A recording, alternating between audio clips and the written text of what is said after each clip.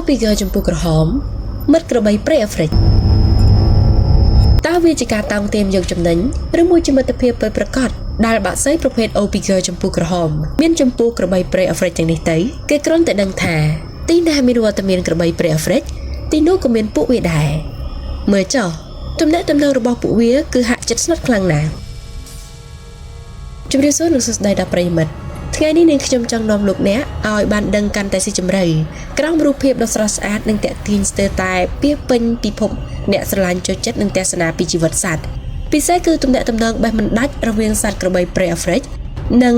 Opiger ចំពោះក្រហមនេះតែម្ដង1មកស្គាល់ពីក្របី Cap Buffalo បណ្ដាប្រិយមិត្តមុននឹងចូលទៅដល់ការស្វែងយល់ស៊ីជម្រៅយើងក៏គួរតែបានស្គាល់ឲ្យច្បាស់ពីភាគីរៀងៗខ្លួនជាមុនសិនចំពោះក្របីព្រៃប្រភេទនេះត្រូវបានគេរាប់ជាថនិកសត្វមាឌធំដ៏គួរឲ្យខ្លាចមួយប្រភេទប្រចាំទ្វីបអាហ្វ្រិកមានវត្តមានភាគច្រើននៅតំបន់ជាយ Sub-Saharan របស់ទឹកដីអាហ្វ្រិកវាមានមាឌធំខ្លាំងណាស់ដែលទម្ងន់អាចមានចន្លោះពី500ទៅ900គីឡូក្រាមឬលើនេះក៏មានទស្សនិកជនដឹងទេដោយសារតែអត្តចរិតពិបាកស្មានការឆាយប៉ះមិនបានរបស់អំបូរនេះវាពុំមានកំណត់ត្រាណាដែលអាចចាប់យកមកធ្វើជាសត្វចិញ្ចឹមបាននោះទេហើយការរស់នៅជាក្រុមវាក៏អាចប្រមូលផ្ដុំខ្ទង់រាប់រយឬរាប់ពាន់ក្បាលក៏មានជារឿងសមហេតុផល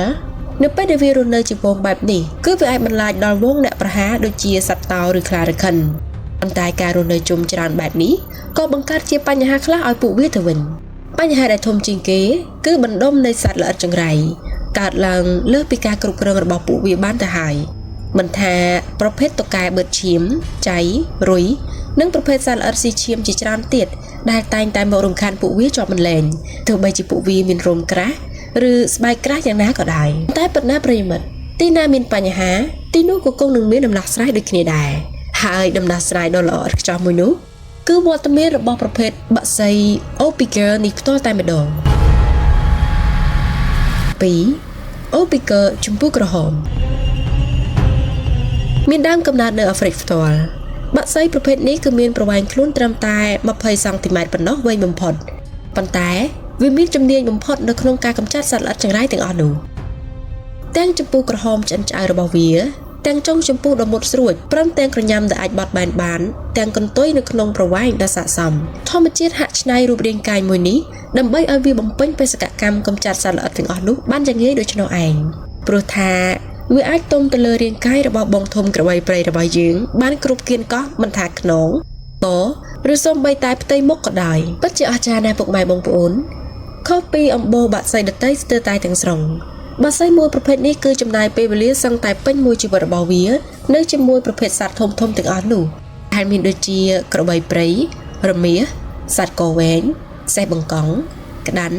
និងសូម្បីតែដំរីផងដែររីឯចំណីដែលវាចូលចិត្តបំផុតគឺតុកែបឺតឈាមទាំងអស់នោះឯងដែលការនេះចំពោះសត្វមាឌធំទាំងអស់នោះគឺហាក់មានជំនួយការស្អិតស្អាងរាងកាយឥតគិតថ្លៃហើយបើចំពោះក្រហមវិញនោះគឺវាហាក់កំពុងទទួលទានអាហារប៊ូហ្វេដ៏សម្បូរបែបយ៉ាងអញ្ចឹង3តើវាជាទំនាក់ទំនងពិតប្រាកដដែរទេតើប្រិយមិត្តដឹងទេទស្សនវិជ្ជាជាទម្លាប់រវាងសត្វពីរប្រភេទនេះអ្នកវិទ្យាសាស្ត្របានឲ្យឈ្មោះថា Mutualism ដែលមានន័យស្មើនឹងនយោបាយឈ្នះឈ្នះពួកវាហាក់ពេញចិត្តនឹងស្ម័គ្រចិត្តសេពគប់គ្នាព្រោះថាក្របីព្រៃខ្លួនឯងចាក់ឆ្ងាយពីគ្រោះភ័យទាំងជំងឺថ្កាត់និងការឈឺផ្សារាងកាយពីសត្វល្អិតទាំងអស់នោះហើយចំពោះក្រហមវានឹងទទួលបានចំណីមិនចេះអស់ចង់ខុសពីបក្សីប្រភេទដទៃដែលត្រូវហាលត្រាច់ចុះនឹងរកចំណីតាមព្រៃតាមវាលចំពោះក្រហមគឺគ្រាន់តែលោតចុះលោតឡើងទៅលើខ្នងក្របីព្រៃពីមួយទៅមួយយ៉ាងសប្បាយរីករាយជាមួយនឹងអាហារពេញពោះប៉ុន្តែអ្នកស្រាវជ្រាវក៏បែរជាស្ទាបស្ទង់ពីចេតនានៃទំនាក់ទំនងរវាងសត្វទាំងពីរនេះថាហាក់មានអ្វីលើសពីនយោបាយឈ្នះឈ្នះតាមមិត្តភាពរវាងពួកសត្វទាំងពីរនេះបែបណាទៅវិញ4រឿងពីក្រោយខ្នងទំនាក់ទំនងដែលល្អមើលថាមែនទស្សនិកជនដឹងទេអ្នកស្រាវជ្រាវដែលតាមដានជិតស្និទ្ធបំផុតពីដំណើរធម្មជាតិរបស់សត្វទាំងពីរប្រភេទនេះបានឲ្យដឹងថា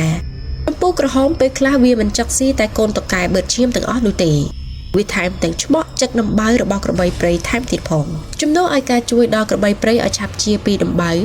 បាក់សៃទាំងអស់នោះក៏បែរជាមានចំណាយចឹកដំបៅនោះឲ្យកាន់តែរីកធំដើម្បីបានឈាមស៊ីផងដែរតើហេតុអ្វីទើបវាធ្វើបែបនេះគឺដោយសារតែនៅក្នុងឈាមរបស់ក្របីព្រៃសម្បូរទៅដោយសារធាតុចិញ្ចឹមដែលវាត្រូវការព្រមទាំងអាចជាកន្លែងតាក់ទាញសត្វល្អិតជាអាហាររបស់វាមកប្រមូលផ្ដុំតែម្ដងដូចនេះជាហេតុផលដែលអ្នកស្រាវជ្រាវក៏សន្និដ្ឋានយ៉ាងច្បាស់ថា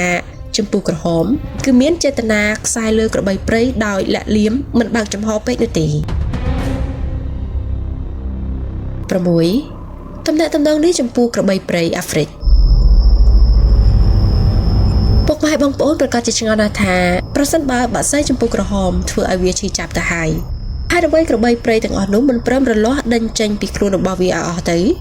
ចម្លើយគឺងាយយល់ខ្លាំងណាស់ប្រិយមិត្តទាំងនេះគឺដោយសារតែបើធៀបទៅនឹងការឈឺចាប់តិចតួចជាមួយនឹងការដែលបាក់សៃទាំងអស់នោះជួយកម្ចាត់ចៃសង្កោចឬសត្វល្អិតទាំងឡាយដែលបិទឈាមរបស់វាគឺតិចតួចណាស់តែវាសម្រេចចិត្តធ្វើជាមិនដឹងមិនឮតែម្ដងប៉ុន្តែមិនមែនគ្រប់ក្របីព្រៃជាបងធំនៅក្នុងព្រៃរបស់យើងទាំងអស់សុទ្ធតែអនុញ្ញាតឲ្យពួកបាក់សៃទាំងអស់នោះខ្សែលើពួកវាពេកនោះឡើយព្រោះថាតាមការឃ្លាំមើលរបស់អ្នកអង្កេតពីពួកវាបានឲ្យដឹងថាមានក្របីខ្លះបានព្យាយាមរលាស់ខ្លួនក្រវីក្រវត្តឬបង្កើតកាយវិការដេញវត្តមានរបស់បាក់សៃទាំងអស់នោះដូចគ្នានៅពេលដែលវាចឹករបួសរបស់ខ្លួនឬនៅពេលដែលពួកវាមកទុំចំកន្លែងរសើបជាដើមលោកអ្នកដឹងទេសម្រាប់បច្ចុប្បន្នវិញពួកវាបែរជាប្រឈមបញ្ហារួមជាច្រើនជាមួយគ្នាដូចជាការបាត់បង់ជម្រកការវាយទីកសិកម្មរបស់ប្រជាជនអាហ្វ្រិកនៅក្នុងតំបន់ដែលនាំឲ្យចំនួនបាក់សៃចំពោះក្រហមថយចុះគួរឲ្យព្រួយបារម្ភនៅក្នុងន័យនេះគឺមានន័យថាដើម្បីជួយសម្រួលនៅក្នុងការរស់នៅរបស់ថនិកសត្វព្រៃធំៗទាំងអស់នោះអ្នកអភិរក្សបានបាញ់សារធាតុគីមីពីចម្ងាយជាជំនួយដែលវាអាចប៉ះពាល់ដល់អាយុជីវិតទាំងសត្វល្អិតទាំងបាក់សៃចំពោះក្រហមផ្ទាល់តែម្ដងដោយមើលឃើញពីផលប្រយោជន៍របស់បាក់សៃពួកនេះច្រើនលើសលប់អ្នកអភិរក្សសត្វព្រៃពិសេសអំបូរថនិកសត្វធំក៏បានចាប់ផ្ដើមជួយការពារជំរកបាក់សៃទាំងអស់នោះឡើងវិញនៅតាមតំបន់មួយចំនួនជាពិសេសយ៉ាងណាដែរប្រិយមិត្តក្រោយបានស្ដាប់ពីសម្ព័ន្ធមិត្តភាពរវាងបាក់សៃចំពោះក្រហម Oxpeckers និងក្របីព្រៃអាហ្វ្រិករួចមកសូមខមមិនពីមតិយោបល់របស់លោកអ្នកខាងក្រោមឲ្យ admin បានដឹងផង